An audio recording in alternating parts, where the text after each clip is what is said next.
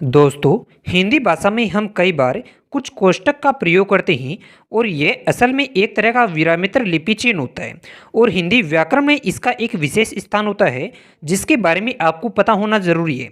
और आज के इस वीडियो में हम बात करेंगे कि कोष्टक चिन्ह या ब्रैकेट चिन्ह किसे कहते हैं, इसकी परिभाषा क्या है, वाक्य या उदाहरण किस तरह से हो सकते हैं। बस आप वीडियो को पूरा देखना ताकि आपको ये अच्छी तरह से समझ में आ जाए। तो अभी वीडियो को लाइक करते हुए चैनल को सब्सक्राइब कर लें और आइए वीडियो को शुरू करते हैं। और हम सबसे पहले बात करते हैं कि कोष्टक चिन्ह का प्रतीक चिन्ह क्या होता है।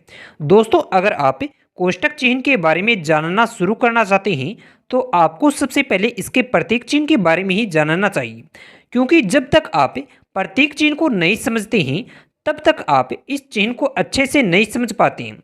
तो आइए इस बारे में बात करते हैं।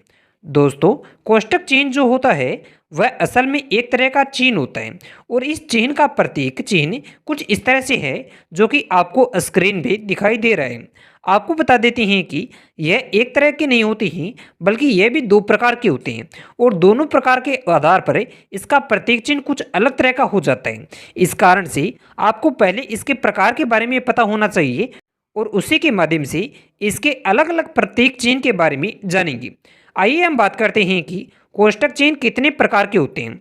दोस्तों, हिंदी भाषा में कुल दो तरह के कोष्टक चिन्ह होते हैं और उन दोनों का ही काफ़ी महत्व होता है। एक को जहाँ पर बड़ा कोष्टक कहा जाता है वहीं पर दूसरे को छोटा कोष्टक कहा जाता है। असल में इन दोनों का जो चिन्ह होता है वह एक दूसरे से ज़्यादा अंतर नहीं रखता है, बल्कि इसका चिन्ह एक जैसा ही होता है। छोटा कोष्टक जो होता है उसका प्रतीक चिन्ह कुछ इस तरह से है जो कि आपको स्क्रीन पर दिखाई दे रहा है, और वहीं पर बड़ा कोष्टक जो होता है उसका प्रतीक चिन्ह कुछ इस तरह से है जो कि आपको स्क्रीन पर दिखाई दे रहा है। इसके अलावा एक कोष्टक और होता है जिसे इसका प्रकार तो नहीं कह सकती मगर इन दोनों के मध्य के आकार का होता है, इस कारण से इसे मध्य कोष्टक भी कहा जाता है और यह कुछ ऐसा है जो कि आपको स्क्रीन पर दिखाई दे रहा है। तो इस तरह से कुल मिलाकर कोष्टक तीन तरह के होते हैं, बड़ा कोष्टक, मध्य कोष्टक और छोटा कोष्टक, और तीनों का प्रतीक चिन्ह आपको स्क्रीन पर दिखाई दे रहा है। मगर हिंदी व्याकरण में और विरामित्र लिपि चिन्ह में दो ही कोष्टक के बारे में पढ़ाया जाता है जो कि बड़ा और छोटा होता है। यहाँ पर मध्यमा के बारे में नहीं पढ़ाया जाता है। इसके अलावा दोस्तों, अब हम बात करते हैं कि कोष्टक चिन्ह किसे कहते हैं। दोस्तों, अब आपको यह पता होना जरूरी है कि कोष्टक चिन्ह आखिर कहा किसे जाता है, क्योंकि प्रतीक चिन्ह के बारे में जानना काफ़ी नहीं है बल्कि इसे समझना भी जरूरी है। तो आइए इसके बारे में बात करते हैं। दोस्तों, अगर आप कोई शब्द कहते हो और आप उस शब्द के अर्थ को बताना चाहते हो तो आप कहकर बता सकते हैं, मगर वहीं पर आप कुछ लिखते हो और वहाँ पर कोई शब्द है जिसका अर्थ आप समझाना चाहते हो, तो इसके लिए आप ऐसा नहीं लिख सकते कि इस शब्द का अर्थ यह होगा, क्योंकि ऐसा लिखना कुछ अटपटा बन जाता है। बल्कि हिंदी व्याकरण के लिपि चिन्ह के अनुसार अर्थ को समझाने के लिए जिस चिन्ह का प्रयोग होता है वह कोष्टक चिन्ह होता है। यानी आप कोई वाक्य कहते हैं जिसके अंदर कंचन नाम आता है तो आप उस कंचन के अर्थ को समझाते हुए कहते हैं कि सोना। मतलब यहाँ पर कंचन नाम जो है वह किसी लड़की का नाम नहीं है बल्कि इसका मतलब सोने से होता है। तो इसे इस तरह से लिख सकते हैं, कंचन ब्रैकेट सोना। वाक्य के अनुसार समझे, वर्तमान में कंचन यानी सोने की कीमत बढ़ती जा रही है। तो इस तरह से आपने कंचन शब्द के आगे कोष्टक का प्रयोग किया और उसमें सोना लिखा दिया है, तो इससे समझा जा सकता है कि कंचन का अर्थ सोने से होता है। और इसी तरह से कोष्टक का उपयोग किसी शब्द के अर्थ को समझाने के लिए होता है। इसके अलावा दोस्तों, अगर हम बात करते हैं कि कोष्टक चिन्ह की परिभाषा क्या है तो वह कुछ ऐसे है। अब आपको यह भी तो आना चाहिए कि आखिर कोष्टक चिन्ह की परिभाषा क्या होती है, वरना अगर आपसे कोई पूछेगा तो आप साधारण रूप में नहीं बता सकते हैं कि कोष्टक चिन्ह क्या होते हैं, तो इसका मतलब क्या होगा कि आपको कोष्टक चिन्ह के बारे में पता नहीं है। इस कारण से परिभाषा के बारे में पता होना जरूरी है और यह कुछ ऐसे है।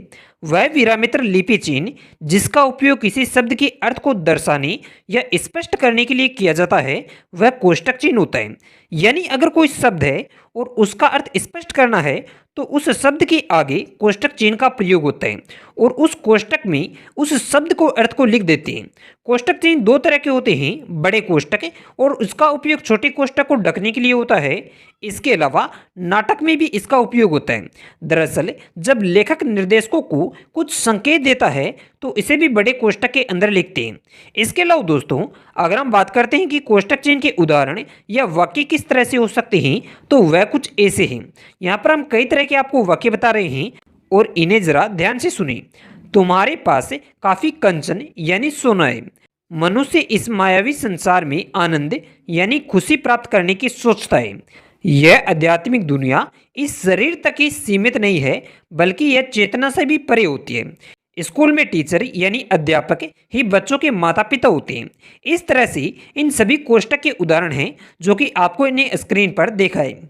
इसके अलावा दोस्तों, आपको बता देते हैं कि अगर आप इसके बारे में पढ़ना चाहते हैं, यानी आप पढ़ना चाहते हैं कि कोष्ठक चिन्ह क्या होते हैं और इसे पढ़कर समझना चाहते हैं, तो आपको डिस्क्रिप्शन बॉक्स के अंदर एक लिंक मिलेगा जिसके ऊपर आप क्लिक कर हमारी वेबसाइट पर जा सकते हैं और वहाँ पर इसके बारे में आप काफ़ी अच्छी तरह से पढ़ सकते हैं और जान सकते हैं कि कोष्ठक चिन्ह क्या होते हैं।